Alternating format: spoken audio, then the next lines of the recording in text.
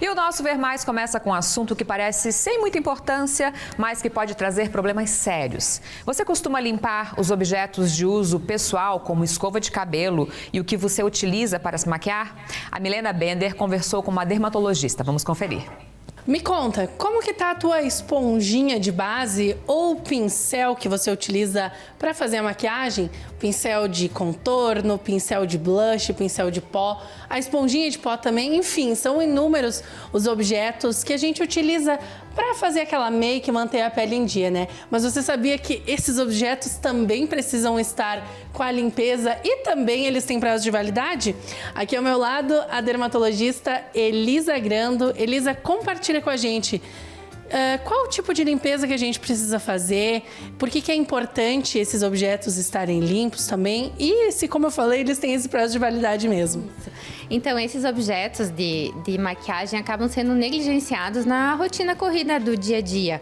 Então, a gente usa, guarda de volta. Só que eles acabam acumulando tudo que tem na nossa pele. Então, além da base, dos produtos da maquiagem, fica a nossa oleosidade, células mortas, inclusive as bactérias que temos na nossa pele.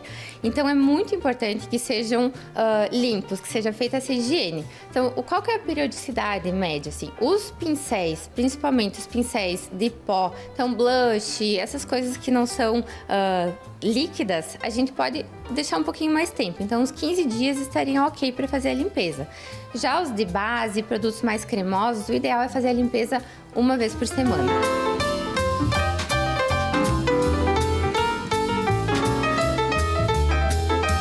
Quando eu cheguei aqui, eu tava falando pra doutora Elisa que eu tenho aquela minha esponjinha que é a minha preferida, né? E que ela já devia ter sido trocada. A gente acaba tendo essas esponjinhas e lápis até de estimação, que a gente pode dizer, né?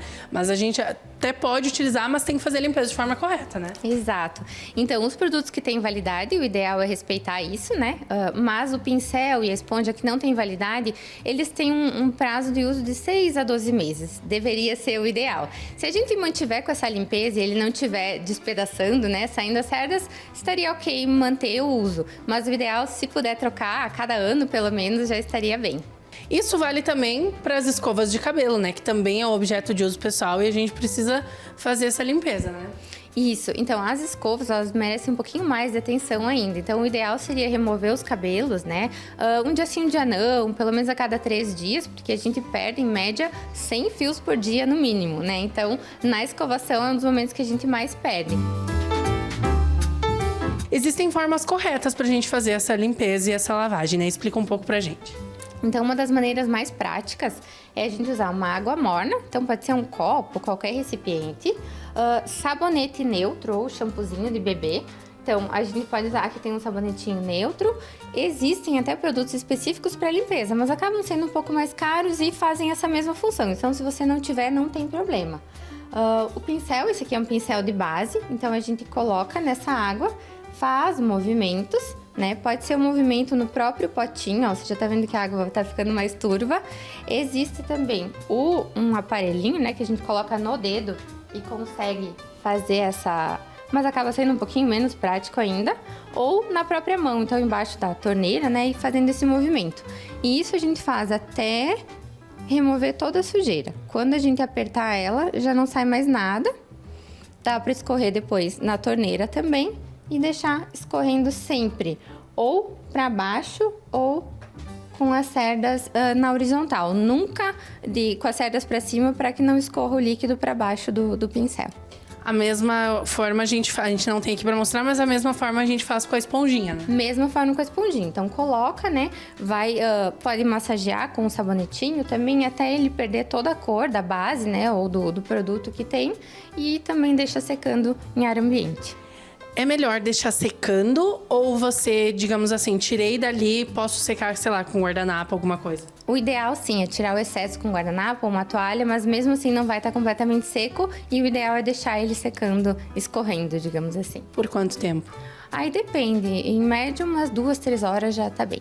É super rápido, prático e fácil de ser feito.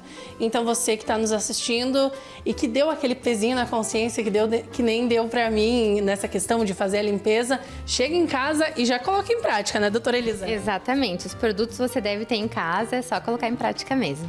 E isso vai ajudar muito, né, a gente trabalhar cada vez mais com a saúde da nossa pele, certo? Exatamente. A gente previne a maior incidência de espinhas, de dermatite, de irritações fazendo esse procedimento.